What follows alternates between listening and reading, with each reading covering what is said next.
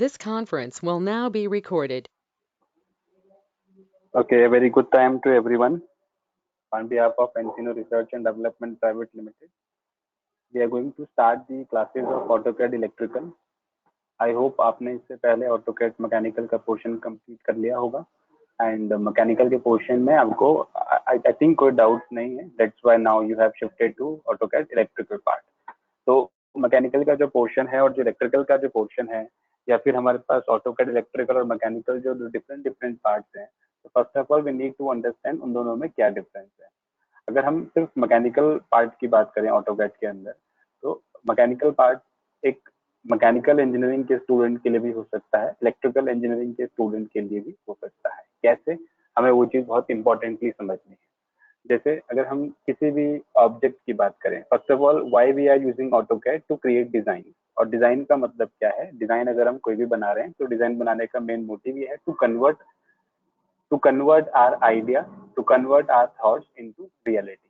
Now, suppose if I'm saying I have to manufacture a pen, if I have to manufacture the shoes, then उन सब चीजों को manufacture करने के लिए, उन सब चीजों को डेवलप करने के लिए, if we don't have any kind of designing software और if we don't have any kind of design, then हम किसका यूज करेंगे? अपने ड्राइंग बनाने के लिए किसका यूज करेंगे? एक पेन का यूज करेंगे, एक पेपर का यूज करेंगे. पेन पेपर में उस डिजाइन को बनाएंगे. अपने अपने माइंड में जो आइडिया है उसको इम्प्लीमेंट करने के लिए हम अपने पेपर में एक ड्राइंग बनाएंगे. बट जब हम उस पेपर में ड्राइंग बनाएंगे, उसके बाद जब हम उसको रियल टाइम में मैन्युफैक्चर करेंगे, तो वो हम प्रोसेस अगर मैनुअली कर रहे हैं, अपने अपने डिजाइन को पेपर में देख देख के अगर हम मैनुअली कर रहे हैं, तो व्हाट डू यू थिंक, क्या आपको लगता है कि आपके सारे पेन एक जैसे या फिर बन जाएंगे? नहीं, ये पॉसिबल नहीं है. तो उस केस में हमें हमें क्या करना होता है? बेसिकली हम अपनी क्वालिटी को कॉम्प्रोमाइज नहीं करना चाहते. हम चाहते हैं कि हम बहुत इजीली अपने प्रोडक्ट्स को डेवलप कर सकें, और जो भी हमारे प्रोडक्ट्स डेवलप हो उनकी क्वालिटी बहुत अच्छी हो, सब एक जैसे दिखें. प्लस अगर मैं उस टास्क को अगर मैं इस सॉफ्टवेयर से कर रहा हूँ, डिजाइनिंग सॉफ्टवेयर से कर रहा हूँ, तो मैं ऑब्वियस है किसी न किसी मशीन पे उस डिजाइन को रन कराऊंगा. मशीन मुझे डेवलप करके देगी, मैन्युफैक्चर करके देगी, तो इससे मेरी प्रोडक्टिविटी भी इंक्रीज हो जाएगी. तो ओवरऑल हम डिजाइनिंग जो कर रहे हैं वो अपने आइडियाज को रियलिटी में कन्वर्ट करने के लिए, प्लस अपने टाइम को सेव करने के लिए, प्लस अपनी क्वालिटी को इम्प्रूव करने के लिए यूज कर रहे हैं, राइट? इन सब चीजों की वजह से हम कहीं ना कहीं इंडस्ट्रियल ऑटोमेशन के साथ भी लिंक्ड अप हो, क्योंकि हम अगर डिजाइन क्रिएट करके दे देते हैं तो हम ऑब्वियस, अब वो मशीन अगर प्रिंट करती है तो हम ऑब्वियस है कि हम एक ऑटोमेशन की तरफ मूव कर रहे हैं. वेरेवर हम इस ऑटोमेशन की बात करते हैं तो हमारे पास ऑटोमेशन के कई सारे टूल्स आ जाते हैं, जैसे कि हमारे पास हमारे पास पीएलसी है, स्काडा है, डीसीएस है, एचएमआई ड्राइव. उसके साथ साथ ही हमारे पास एक और टूल आ जाता है जिसको हम बोलते हैं पैनल डिजाइन. अब इस पैनल डिजाइनिंग के अंदर ये समझना इंपॉर्टेंट हो जाता है कि मैकेनिकल और इलेक्ट्रिकल का क्या रोल है. अगर हम पैनल के सिर्फ बॉक्स की बात करें, आउटर लेयर की बात करें, तो उसके लिए हम पैनल डिजाइनिंग करने के लिए ऑटोकैड मैकेनिकल का यूज कर सकते हैं, क्योंकि मैंने आपको बोला कि हम ये डिजाइनिंग कर रहे हैं to convert our ideas into reality. अब अगर मैं कोई भी पैनल बना रहा हूँ तो ऑब्वियस है कि इलेक्ट्रिकल इंजीनियर का काम वैसे पैनल बनाना नहीं है. उसका काम पैनल की वायरिंग है, पैनल का इंटरनल पार्ट उसको देखना है, पैनल में वो क्या कंपोनेंट्स को यूज कर रहे हैं, कौन सी कंट्रोल डिवाइसेस लगे हैं, कौन से इक्विपमेंट्स हैं, वो सब देखना इलेक्ट्रिकल इंजीनियर का वर्क है. बट थिंक अबाउट इट कि अगर आप अपना बाहर का स्ट्रक्चर भी बना सकें खुद से, तो you will be having the multiple job opportunities, कि आपने पैनल भी खुद से बनाया है, पैनल का इंटरनल पार्ट भी आपने खुद से बनाया है. So now you are independent, आपको किसी अदर इंजीनियर की रिक्वायरमेंट नहीं है. इस चीज को देख के कंपनी भी ज्यादा इम्प्रेस होती है. तो इसलिए हमारे कंटेंट में, अदरवाइज आप किसी अदर प्लेस पे जाओगे, मैं किसी का नाम नहीं लूंगा डायरेक्टली, तो आप सिर्फ ऑटोकैड इलेक्ट्रिकल से ही अपने पोर्शन को स्टार्ट करोगे, and you won't be having any idea about the basics of AutoCAD, the basics of designing, the basics of 2D, the basics of 3D. But now when you are with us at present, आपको 2D और 3D दोनों की knowledge होगी, basic idea होगा. तो अगर मैं अपने पैनल की बात करूं तो मुझे पैनल डिजाइन करने के लिए दो पार्ट रिक्वायर्ड हैं, एक उसकी आउटर और एक उसकी इनर लेयर. तो आउटर लेयर के लिए आप मैकेनिकल पोर्शन कंप्लीट कर चुके हैं, so now we are going to start with the electrical part. तो आपके पास सॉफ्टवेयर है, जैसे आपने डाउनलोड किया होगा, मैकेनिकल भी इलेक्ट्रिकल भी. मैकेनिकल का आइकन कुछ इस तरह का मुझे दिख रहा है, इलेक्ट्रिकल का आइकन मुझे कुछ इस तरह का दिख रहा है. मेरे पीसी में जो वर्जन अभी इंस्टॉल्ड है वो 2015 है। अब मुझे नहीं पता आपके पास अभी कौन सा इंस्टॉल्ड है, हो सकता है आपको लेटेस्ट वर्जन मिल गया हो सकता है इससे प्रीवियस वर्जन हो, तो उससे कोई ऐसा कोई फर्क नहीं पड़ता है। जितने फीचर्स हैं वो हमारे 15 में 13 में ऑलरेडी अवेलेबल हैं। तो अगर आपको कभी भी लेटेस्ट वर्जन की भी रिक्वायरमेंट है, you can any time ask us, हम आपको लेटेस्ट वर्जन भी प्रोवाइड कर देंगे, there is no issue at all, right. सबसे पहले मैं क्या कर रहा हूँ, ऑटोकैड इलेक्ट्रिकल जो हमारा ये सॉफ्टवेयर है, इस पर डबल क्लिक करके इसको मैं ओपन कर रहा हूँ। ठीक, ये मेरा 2015 वर्जन है। तो देखेंगे कि इसका जो लुक है वो आपने जो इंस्टॉल किया उसके साथ मैच करता है कि नहीं करता है, या थोड़ा सा डिफरेंट है। अगर आपने 15 ही किया तो ऑब्वियस है कि सेम होगा, बट अगर आपने कोई अदर वर्जन इंस्टॉल किया है तो हो सकता है कि आपको कुछ चीजें लेफ्ट साइड पे, कुछ चीजें राइट साइड पे ऐसा कुछ मिल जाए, मतलब कि इंटरफेस चेंज होता है, जिसको हम क्या बोलते हैं, जीयूआई, ग्राफिकल यूजर इंटरफेस। तो अगर हम किसी भी सॉफ्टवेयर पे वर्क करते हैं तो सबसे पहले हमें उसके जीयूआई पे ही वर्क करना होता है। जैसे आपको पता है कि हम व्हाट्सएप यूज करते हैं, व्हाट्सएप का अपडेट आ जाता है तो उसके फीचर्स में थोड़े बहुत चेंज हो जाते हैं, तो first of all we need to understand those features. ऐसे ही हमारे पास और भी बहुत सारी चैटिंग एप्लीकेशन हैं, सोशल एप्लीकेशन है, but in spite of all those things we use WhatsApp more than any other application. Why? Because we know कि व्हाट्सएप के फीचर्स अच्छे हैं, उसका जीयूआई इंप्रेसिव है और हमें यूज करने में बहुत ईजी लगती है। तो जीयूआई बहुत इंपॉर्टेंट होता है। तो मेरे अकॉर्डिंग ऑटोकैड का जो वर्जन 2015 है अभी तक का सबसे बेस्ट वर्जन रहा है, क्योंकि उसका जीयूआई बहुत स्मूथ है, बहुत अच्छा है, बहुत इजी टू अंडरस्टैंड है, राइट।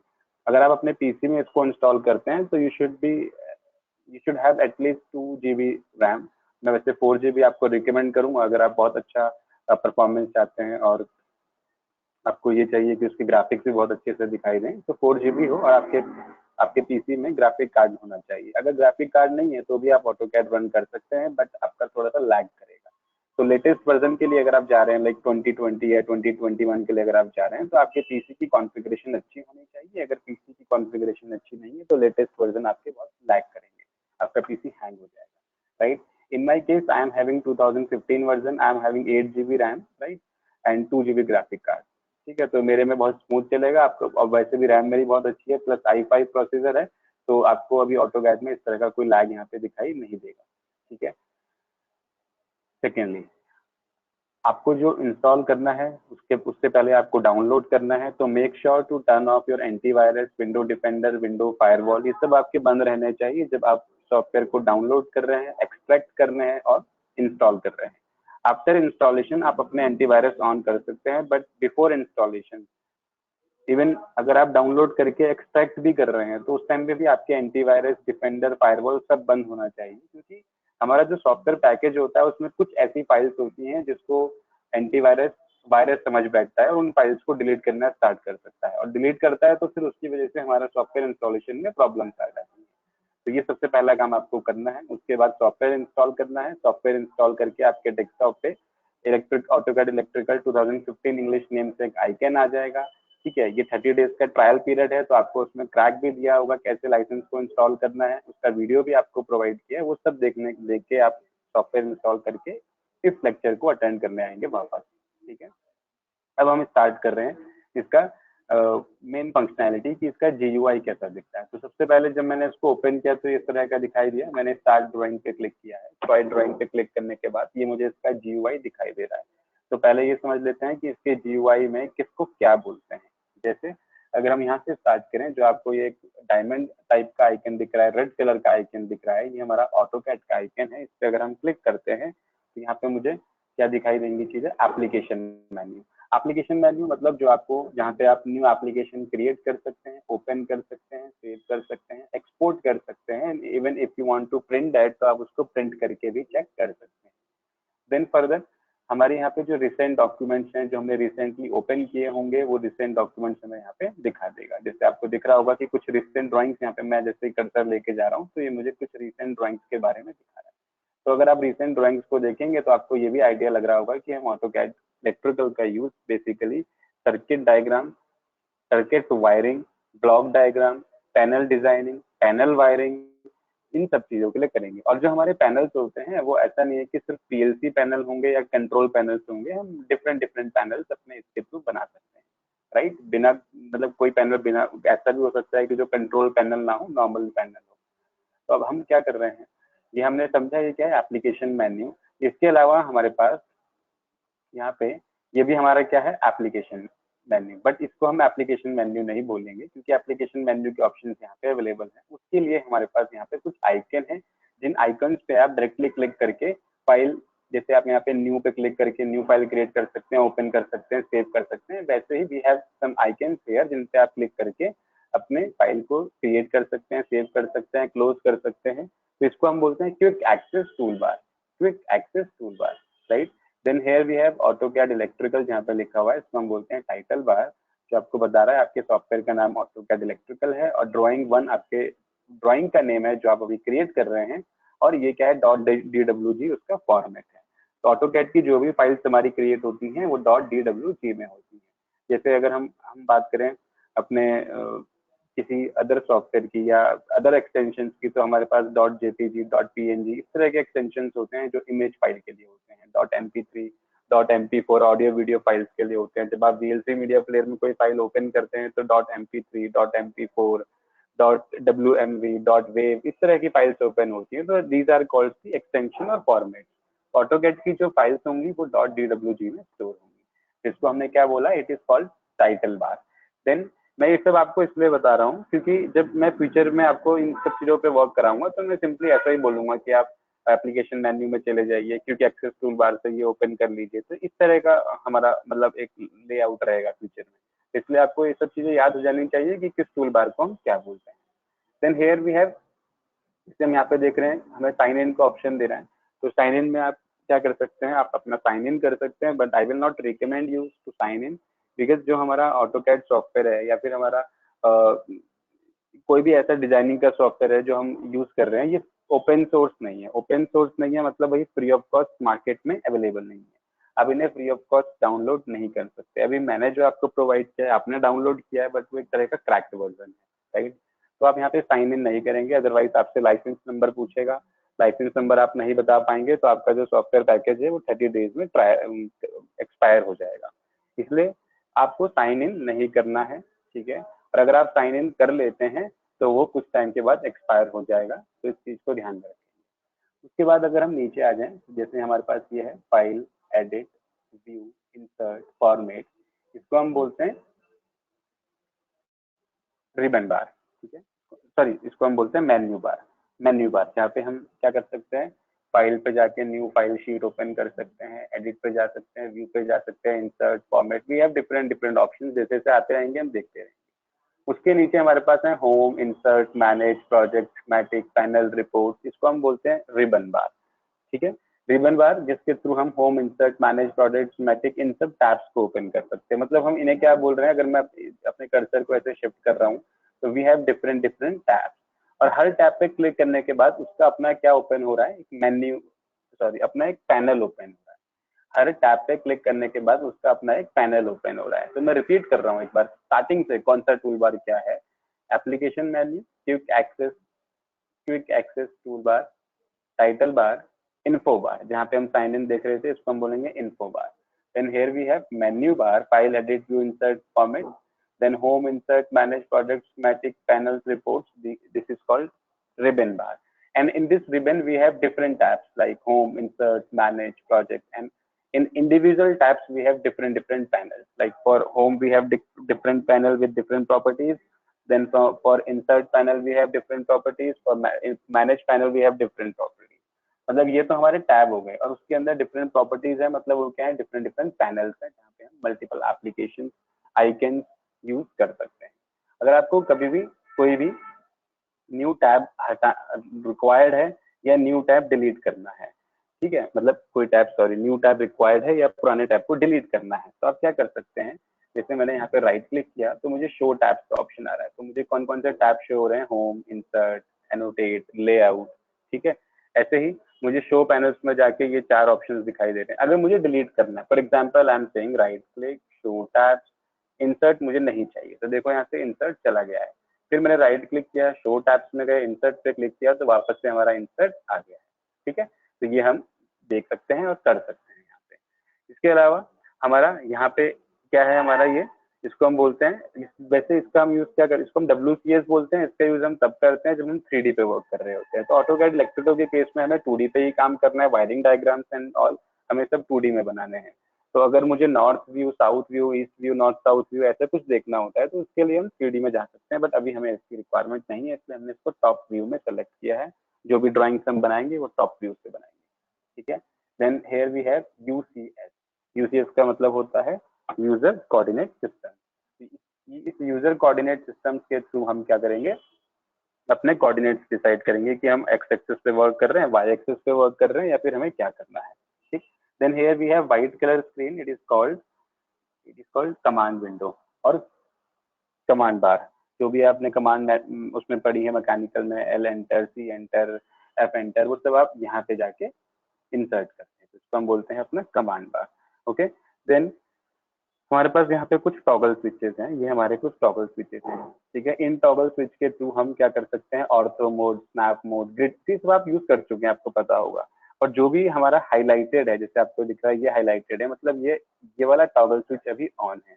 अगर मुझे कोई भी अप्लाई करना है या कोई भी टॉगल स्विच हटाना है तो हम यहाँ पे जाके लास्ट में हमारे पास एक ऑप्शन है, इस पर क्लिक करेंगे तो जो भी इनेबल है उसके आगे राइट क्लिक है या चेक बॉक्स बना हुआ है, तो जिस पे भी हम क्लिक करेंगे वो, अब राइट क्लिक करेंगे वो नीचे हमारे इस टॉगल स्विचेस के मेन्यू में आ जाएगा, और अगर यहाँ से राइट क्लिक हटा देते हैं तो वो चला जाएगा। फॉर एग्जाम्पल अभी मुझे लाइन वेट पे चाहिए, तो मैंने लाइन वेट पे क्लिक किया तो मुझे यहाँ पे एक टूल बार बढ़ता हुआ दिखाई दिया।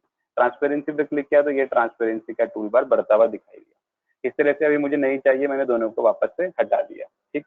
तो हम ऐसे क्लिक करेंगे तो हमारे जो टूल बार्स हैं वो यहाँ पे ऐड होते चले जाएंगे, ठीक है। अब आते हैं हम अपने प्रोजेक्ट मैनेजर पे। ये तो हमने समझा अपना जनरल डिस्क्रिप्शन, कि हम अपने सॉफ्टवेयर को क्या क्या देख रहे हैं, कैसे समझ रहे हैं, क्या कौन सी चीज कहाँ से एक्सेस करनी है। नाउ फॉर एग्जाम्पल मुझे कोई न्यू प्रोजेक्ट क्रिएट करना है, तो प्रोजेक्ट क्रिएट करने के लिए आपको सबसे पहले प्रोजेक्ट मैनेजर को ओपन करना है, ठीक है। तो प्रोजेक्ट मैनेजर को हम कैसे ओपन कर सकते हैं, जैसे हमने यहाँ पे कौन सा टूल बार है, ये ribbon tool bar. Project manager पे क्लिक किया,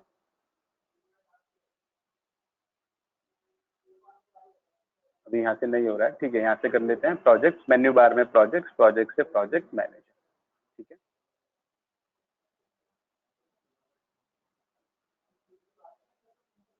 ये आ गया, देखो हमारा, ठीक है। वो बंद हो रखा था साइड से। अच्छा, अभी ये आया है लेकिन ये वापस जा सकता है, मुझे इसे फिक्स करना है, तो यहाँ पे मेरे पास ऑप्शन है ऑटो हाइड वाला, ठीक है। अब मैंने इसको फिक्स कर दिया, इसको हटाना है तो मैं यहाँ से इसको रिमूव कर सकता हूँ। फिर से मैं प्रोजेक्ट में गया, प्रोजेक्ट मैनेजर में गया, ठीक है, तो ये मेरा वापस आ गया, मैंने यहाँ से जाके फिक्स कर दिया। सेकंड ऑप्शन मैंने क्या बताया था, अभी इसको हटा देते हैं आपको फिर से समझाने के लिए। मैनेजर, प्रोजेक्ट मैनेजर, तो इसी में कर्सर यहाँ पे लेके आया, ये ओपन हो गया, क्लिक किया, ये मेरा फिक्स हो गया, ठीक है। अभी इसमें हमारे पास कुछ प्रोजेक्ट्स बने हुए हैं, जैसे एक प्रोजेक्ट है एनसीनो, एक प्रोजेक्ट है WD डेमो, एक है पॉइंट टू पॉइंट, एक लाइब्रेरी है। तो कोई भी अगर आपको प्रोजेक्ट क्रिएट करना है तो यहाँ पे हमारे पास ऑप्शन उसके लिए अवेलेबल है। जैसे पहला ऑप्शन है हमारे पास यहाँ पे ओपन प्रोजेक्ट का, फिर न्यू प्रोजेक्ट का। ओपन प्रोजेक्ट आप तब करेंगे जब आपके पास पहले से कोई प्रोजेक्ट क्रिएटेड होगा। अगर कोई प्रोजेक्ट पहले से क्रिएटेड नहीं है तो आप न्यू प्रोजेक्ट पे जा सकते हैं। न्यू प्रोजेक्ट पे जाने के बाद इसने मुझसे नेम पूछा, तो मैंने इसको नेम दिया एनसीनो R&D, रिसर्च एंड डेवलपमेंट। फिर मुझसे बोल रहा है लोकेशन, तो हमारा जो प्रोजेक्ट है वो इस लोकेशन में जाके स्टोर हो जाएगा। एक लोकेशन के अंदर मल्टीपल प्रोजेक्ट हम सेव कर सकते हैं, और एक प्रोजेक्ट के अंदर हम मल्टीपल डिजाइन क्रिएट कर सकते हैं। ऐसा नहीं है कि हमें हर डिजाइन के लिए अलग अलग प्रोजेक्ट क्रिएट करने हो। प्रोजेक्ट से मतलब क्या है, सपोज आप एक पैनल बना रहे हैं, अब पैनल में बहुत कुछ चीजें आ जाएंगी, कंट्रोल पैनल्स भी हो सकते हैं, उसमें कन्वेयर बेल्ट के कॉन्ट्रैक्टर्स भी हो सकते हैं, या किसी मोटर के कॉन्ट्रैक्टर्स हो सकते हैं, बॉयलर्स हो सकते हैं। तो आपके जैसे सपोज एक प्लांट का एक पर्टिकुलर पोर्शन आपने उठाया, उस कंट्रोल पैनल में बहुत सारे पार्ट्स हैं, तो आप उसको मल्टीपल शीट्स में डिजाइन कर सकते हैं। एक शीट में सब कुछ डिजाइन करने की कोई रिक्वायरमेंट नहीं है। जब हम फर्स्ट शीट में डिजाइन कर रहे हैं और वो कहीं ना कहीं हमारी किसी और पार्ट से लिंक हो रही है, तो वहां पे हम मेंशन कर देंगे कि इसका जो सेकंड पार्ट है ये वहां पे है, ठीक है। अभी देख लेंगे इन चीजों को। तो हमारी एक लोकेशन में मल्टीपल प्रोजेक्ट और एक प्रोजेक्ट में मल्टीपल डिजाइन क्रिएट हो सकते हैं। तो फिलहाल के लिए हमारी ये लोकेशन आ रही है, डिफॉल्ट लोकेशन मैंने इसको रहने दिया, ओके पे क्लिक किया। तो ओके पे क्लिक करने के बाद एनसीनो R&D नेम का मेरा यहाँ पे एक प्रोजेक्ट क्रिएट हुआ है। अगर आप नोटिस करें तो जैसे एनसिनो के आगे प्लस बना है, एक्स्ट्रा लाइब्रेरी के आगे प्लस बना है, बट एनसिनो के आरएनडी के आगे कोई प्लस नहीं बना है, क्योंकि अभी एनसिनो आरएनडी प्रोजेक्ट के अंदर हमने कोई भी न्यू डिजाइन क्रिएट नहीं किया, कोई भी डिजाइन शीट क्रिएट नहीं की, इसलिए उसको हम एक्सटेंड नहीं कर पा रहे हैं। पर अगर हम एनसिनो पे जाएं तो उसके अंदर हमारी एक डिजाइन शीट पहले से क्रिएटेड है, उसको हम उसको नेम दे रखा है यहाँ पे एनसिनो 1.dw। ऐसे ही अगर हम कुछ डेमो देखें, पहले सैंपल देखते हैं, तो सैंपल में हमारे पास दो टाइप के यहाँ पे सैंपल्स हैं, एक स्कीमेटिक है और एक पैनल है। स्कीमेटिक में चले जाते हैं, डबल क्लिक करते हैं, तो हमारे पास ये एक स्कीमेटिक बना हुआ है, इसको मैं सेंट्रलाइज करके ले आया। इसमें कुछ हमारे पास कुछ चीजें लगी हुई हैं, जैसे यहाँ पे हमारे पास रिलेज हैं, कॉइल्स हैं और मोटर लगी हुई है 5 HP की, ठीक है। फिर हमारे पास यहाँ पे कुछ MCB लगी हुई है, ये ट्रांसफॉर्मर है ना। बहुत सारा एक हमारा एक स्कीमेटिक बना हुआ है। डेमो 1 में चले गए हम, ऐसे ही डेमो 3 में चले गए। अगर हम डेमो 1 में आ रहे हैं तो आपको यहाँ पे दिख ही रहा होगा कि जिसका मेन कंट्रोल पैनल है वो रेफरेंस ड्राइंग डेमो 009 है। मतलब कि हमारा जो ये पैनल है इसका आउटर पार्ट तो यहाँ सारा बना हुआ है, पैनल का आउटर पार्ट से मतलब ये सिर्फ कंट्रोल पैनल की बात हो रही है। एक पैनल है, उसके अंदर एक कंट्रोल पैनल है, तो उसका जो आउटर पार्ट है वो यहाँ पूरा बना हुआ है, ठीक है। अब इसने बोला कि अगर आप कंट्रोल पैनल चाहिए तो उसके लिए आप ड्राइंग 9 में चले जाइए। तो ड्राइंग 9 में अवेलेबल नहीं दिखा रहा है, पैनल में, पैनल में है ड्राइंग 9। तो हमने ड्राइंग 9 को ओपन किया तो यहाँ पे हमें ये दिखा रहा है, जैसे बोल रहा है कि यहाँ पे कुछ कॉन्ट्रैक्टर्स लगे हुए हैं कन्वेयर के लिए, हाइड्रोलिक के लिए, इंडेक्सिंग के लिए, अनविंड के लिए और रिवाइंड के लिए। तो इस तरह के हमें बेसिकली यहाँ पे स्कीमेटिक और डायग्राम क्रिएट करने होंगे, ठीक है। देन ये तो हमने कुछ सैंपल्स देखे। हमने क्या बोला, अगर ये प्लस का ऑप्शन अवेलेबल नहीं है डेट मीन्स हमने कोई भी डिजाइन शीट अभी तक क्रिएट नहीं की है, राइट। तो जैसे हमने ये प्रोजेक्ट है हमारा, मैं इन सबको बंद कर देता हूँ फिलहाल, क्योंकि ये हमारे अब यूज के नहीं है, हमने तो सिर्फ सैंपल देखने के लिए ओपन किया था। तो हमारे पास जैसे हमारा ये प्रोजेक्ट है, यहाँ से हमने क्या करना था, ओपन प्रोजेक्ट अगर क्रिएट हो रखा है, यहाँ से new project, then we have new drawing. अब हमें इसके अंदर कोई ड्राइंग बनानी है, मैंने क्लिक किया, मैंने इसको एक नेम दिया, सपोज मेरे को एक ड्राइंग बनानी है ए नाम से, राइट। तो उसका फॉर्मेट DWG अपना आप सेव हो जाएगा। अब इसमें मुझे टेम्पलेट का ऑप्शन आ रहा है, तो ब्राउज करना है। हमारे पास कुछ टेम्पलेट सॉफ्टवेयर के इंस्टॉल होते ही पहले से आ जाते हैं। जैसे अभी जो यहाँ पे टेम्पलेट सिलेक्टेड है वो कौन सा है, अगर हम लास्ट में जाके देखें तो ACAD electrical.dwt सिलेक्टेड है। और भी हमारे पास ऑप्शंस हैं, जैसे हम ACAD सेलेक्ट कर सकते हैं, ACAD इलेक्ट्रिकल सेलेक्ट कर सकते हैं। तो ये आपके ऊपर डिपेंड करेगा, आपकी एप्लीकेशन के ऊपर डिपेंड करेगा आपको कौन सा रिक्वायर्ड है। तो फिलहाल मैंने यही सिलेक्ट कर लिया, ACAD इलेक्ट्रिकल, ओपन किया, ठीक है। इसके बाद लोकेशन कहाँ पे स्टोर करना है, डिस्क्रिप्शन अगर आप देना चाहें, अगर आपके पास कोई प्रोजेक्ट का कोड है कि आप कोई कंपनी डिसाइड कर ली थी ना अपने अपने कोड की, हम इस प्रोजेक्ट को, इस कोड, ये नंबर है इसका, कोड नंबर है, या हम इस कोड से इसको कॉल करेंगे। किसी साइट पे इंस्टॉलेशन होना है तो वो कौन सी साइट है उसका कोई कोड अगर बनाया है, लोकेशन का कोई कोड बनाया है, वो सब आप यहाँ पे सेट कर सकते हैं। हमने फिलहाल ओके कर दिया, तो आप देखेंगे कि हमारा जो टेम्पलेट है वो यहाँ पे बना हुआ आ गया है। इसका मतलब जो भी आप ड्राइंग डिजाइन शीट बनाएंगे वो सब आप इस टेम्पलेट के अंदर बनेगी। इस टेम्पलेट का रोल क्या है, मान लो आपने कोई वायरिंग डायग्राम बनाया, आज आपने उस वायरिंग डायग्राम को पेपर में बनाया, सॉरी ये ऑटोकैड से बनाया और अपने इंजीनियर को दे दिया। ऑल्दो आप भी इंजीनियर हैं, आप भी उसको वायरिंग कर सकते हैं। अगर आपकी ड्यूटी नहीं है किसी और की, तो आपने उसको दिया, आपने उसने आपकी शीट को देखा, उसके अकॉर्डिंग उसने अपनी वायरिंग कर दी। अगर आप खुद कर रहे हैं तो अपनी शीट को देख के आपने वायरिंग कर दी। अब अब आप सपोज करो कि ये शीट आपने प्रिंट नहीं करी, सिर्फ आपने अपने पीसी में देखा और आप वायरिंग करते चले गए। फॉर फ्यूचर रेफरेंस अगर कोई एरर आएगी तो आपको दोबारा से पीसी ऑन करना होगा, ऑटोकैड इलेक्ट्रिकल ऑन करना होगा। तो उसके हम क्या करते हैं कि उससे प्रिंट आउट ले लेते हैं। और प्रिंट आउट किस तरह से लेते हैं कि वो कभी भी मतलब उससे एक कॉपीराइट रहे कि अच्छा ये इस कंपनी ने बनाया है। तो उसके लिए हम एक टेम्पलेट लगा रहे हैं इस तरह का, और टेम्पलेट में हम वो सारी इंफॉर्मेशन प्रोवाइड करेंगे कि किसने बनाया है, कब बना है, सब चीजें इसमें आ जाएंगी। जैसे हमारे पास यहाँ पे ऑप्शन अवेलेबल हैं, number, date, revision by DWG, title, drawing का टाइटल क्या है, इंजीनियर किसने बनाया है, चेक किसने किया है, ड्रॉ किसने किया है, जॉब नंबर क्या है, ये सब चीजें आप यहाँ पे जाके एंटर कर सकते हैं। फॉर एग्जाम्पल जैसे मुझे यहाँ पे इंजीनियर को चेंज करना है, तो जैसे मैं इंजीनियर पे डबल क्लिक कर रहा हूँ, ठीक है, इंजीनियर पे जैसे ही मैं डबल क्लिक कर रहा हूँ वैसे ही मेरे पास यहाँ पे एक एट्रीब्यूट एडिटर का पॉपअप विंडो जनरेट हो रहा है। इसमें मुझे अपना एट्रीब्यूट सर्च करना है इंजीनियर, और मैं इंजीनियर की वैल्यू चेंज कर रहा हूँ। मैंने इसको बोला इंजीनियर जिसने बनाया है उसका नेम अशोक है, ठीक। जैसे मैंने अपना नेम यहाँ पे एंटर किया, ओके किया, तो आप देख सकते हैं कि अशोक नेम यहाँ पे इंजीनियर पे आ गया। Suppose I have to edit this again, अब मुझे टेक्स्ट ऑप्शन चेंज करने हैं। If I want in legacy, if I want in simplex, if I want to change the height, width factor, rotation, oblique angles, तो जो भी आप करना चाहें वो आप यहाँ से कर सकते हैं। देन उसका अलाइनमेंट आप left, mid, centre, middle, right करना चाहें, टॉप टॉप बॉटम करना चाहें, उन सबके ऑप्शन अवेलेबल हैं आपके पास, ठीक है। देन इस प्रॉपर्टी में जाके आप कलर को चेंज करना चाहें तो you can change the colour, तो जैसे ये भी येलो हो गया। तो आपके पास अपने फॉन्ट को चेंज करने के सारे ऑप्शन हैं, फॉन्ट स्टाइल और font colour, even font type भी आप चेंज कर सकते हैं, ठीक। अपनी स्क्रीन में जैसे मैं आपको दिख रहा है, कभी इधर जूम करके दिखा रहा हूँ, कभी इधर, तो इसके लिए आपको क्या करना होता है, स्क्रॉल करना होता है, माउस की रिक्वायरमेंट होती है। माउस के स्क्रॉल से आप zoom in and zoom out कर सकते हैं। अगर आपको ऑटोकैड में वर्क करना है, आई होप आपको मैकेनिकल में भी ये चीज बताई गई होगी, मैं दोबारा से रिपीट कर रहा हूँ, you have to work in any kind of designing software like at present we are doing AutoCAD, so you need mouse, बिना माउस के आप डिजाइनिंग नहीं कर सकते। स्क्रॉल की हेल्प से मैं जूम इन जूम आउट कर रहा हूँ, and whenever I have to shift my screen, तो मैं स्क्रॉल पे क्लिक करके मतलब स्क्रॉल को क्लिक करके होल्ड कर रहा हूँ, छोड़ नहीं रहा हूँ, माउस को मूव करूंगा मैं अपने, ठीक है। जैसे मैंने माउस को मूव किया तो मेरी स्क्रीन भी क्या हो रही है, शिफ्ट हो रही है, राइट। अभी मैंने माउस को रिलीज कर दिया तो मेरी स्क्रीन उस पर्टिकुलर पॉइंट पे फिक्स हो गई, और ये मैं zoom in zoom out, scroll up scroll down की हेल्प से कर रहा हूँ।